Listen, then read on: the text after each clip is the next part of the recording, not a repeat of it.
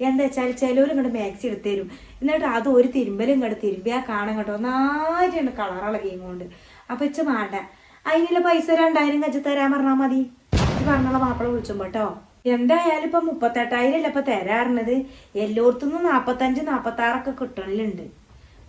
അപ്പം അതുകൊണ്ട് എന്തായാലും വേണ്ടില്ല, പൈസ മതി പറഞ്ഞോണ്ടി. പിന്നെ ചിലവരുണ്ട് എങ്ങനെ ഈ പൈസയും തരും, അതിന്റെ പുറത്ത് പിന്നെ ഓല് മാക്സി ഒക്കെ എടുത്ത് തരും ചോദിച്ചു. അങ്ങനെ നമുക്ക് വലിയ കുഴപ്പമില്ല. കുട്ടി ഉറങ്ങിയിരിക്കണം.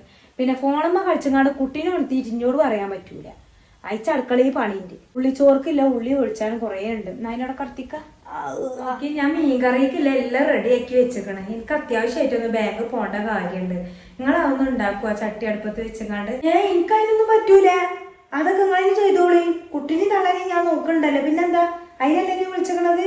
എന്നാ വേണ്ട, ഞാൻ തന്നെ ഉണ്ടാക്കിക്കൊണ്ട് തന്നെ. എന്നോട് ആ ബ്രോക്കർ എന്തൊക്കെയാ പറഞ്ഞു?